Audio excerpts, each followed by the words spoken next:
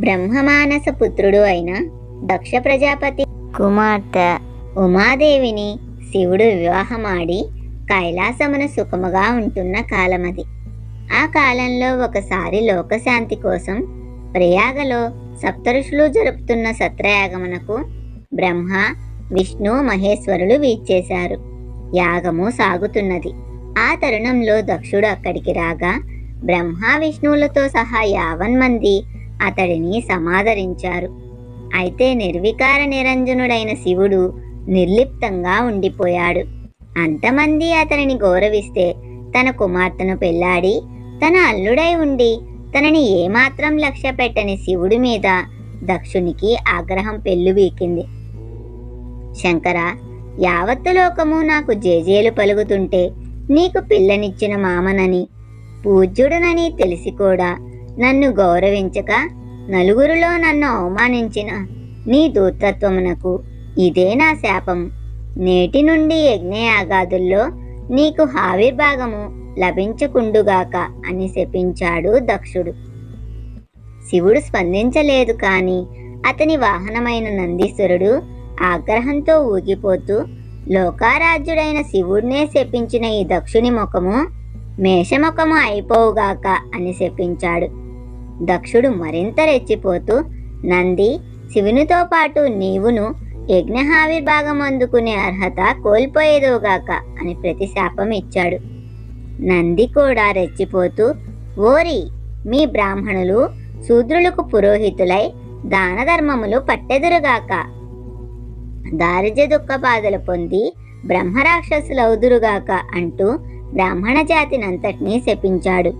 దక్షుడు చిత్కారం చేసుకుంటూ యాగశాలను వదిలి వెళ్ళిపోయాడు. అప్పుడు వశిష్ఠాది మహర్షులు ప్రార్థనలను మన్నించిన శివుని ఆజ్ఞ మేరకు నందీశ్వరుడు శాంతించి, నేడు ఇక్కడ జరిగిన అకృత్యమును చూస్తూ వింటూ అయ్యో అని కూడా చింతించని బ్రాహ్మణులు, వారి సంతతికి మాత్రమే నా శాపం తగులుతుంది. ఇతర బ్రాహ్మణ వంశములకు నా శాపం తగలదు అని చెప్పాడు. అయితే శివుడే తనని పరాభవించాడన్న ద్వేషము, క్రోధము దక్షునిలో నాటుకుపోయింది. అతడు తన అల్లుడు అని కూడా ఆలోచించక ఆ శివుణ్ణి పరాభవించడానికి దక్షుడు బృహస్పతి సవనము అనే మహాయాగాన్ని ప్రారంభించి ఉమాశంకరులను తప్ప త్రిలోకవాసులను ఆ యాగానికి ఆహ్వానించాడు. దక్షుని యాగానికి ఆకాశ మార్గంలో తరలి వెళుతున్న దేవతల హడావుడిని కైలాస శిఖరం మీద నుంచి గమనించిన ఉమా దక్షయజ్ఞం గురించి తెలుసుకుంది. ఆ యజ్ఞానికి తమకి ఆహ్వానం రాకపోయినా పిలవని పేరంటానికి వెళ్ళడం మంచిది కాదు అని శివుడు ఎంత నచ్చ చెప్పినా వెనక తండ్రి మీద అభిమానంతో యాగంనకు వెళ్ళింది. యాగశాలలో అడుగుపెట్టిన కుమార్తెను చూసి చూడగానే దక్షుడు, ఓసి, నీ భర్తను పరాభవించడానికే ఈ యాగం చేస్తున్నాను. అతడితో పాటు నీవు నాకు శత్రువువే. పవిత్రమైన ఈ యాగభూమిలో అడుగుపెట్టే అర్హత నీకు లేదు, పో అంటూ పరాభవించాడు. ఆ పరాభవ దుఃఖంతో ఉమా ఊగిపోతూ, దక్ష, సర్వేశ్వరుడైన నా భర్తని నన్ను అవమానించి నా భర్త వద్దకి తిరిగి వెళ్లే అదృష్టం నాకు లేకుండా చేసిన నువ్వు నీ యాగము నాశనమైపోవుగాక అని శపించి యోగాగ్ని రగుల్చుకొని అందులో దగ్ధమైపోయింది దాక్షాయిని. అశరీరవాణి ద్వారా ఆ వార్త తెలుసుకున్న శివుడు ఆగ్రహంతో శివతాండవం చేస్తూ తన జటాజూటం నుంచి వీరభద్రుణ్ణి, భద్రకాళిని సృష్టించాడు. శివుడి ఆజ్ఞానుసారం వీరభద్రుడు, భద్రకాళి శివగణములతో వెళ్లి యజ్ఞవాటిక మీద విరుచుకుపడి ధ్వంసం చేశారు. వీరభద్రుడు ఉగ్రుడై దక్షుని వెంటపడి అతడి తల నరికేశాడు. ఆ తల హోమగుండంలో పడి మండి బూడిదైపోయింది. యజ్ఞం అర్ధాంతరంగా ఆగిపోయింది. అలా ఆగిపోయిన అసంపూర్ణ యజ్ఞ ఫలితం వల్ల త్రిలోక సంక్షోభం ఏర్పడుతుందని గ్రహించిన బ్రహ్మ, విష్ణువాదులు కైలాసానికి వెళ్లి శాంతవచనాలతో శివుణ్ణి శాంతింపజేసి అతడిని యజ్ఞశాలకి తీసుకొని వచ్చారు. లోకక్షేమం కోరి శివుడు ఒక మేష శిరస్సును తెప్పించి దక్షుని మొండెమునకు అతికించి అతనికి పునర్జన్మ ప్రసాదించాడు.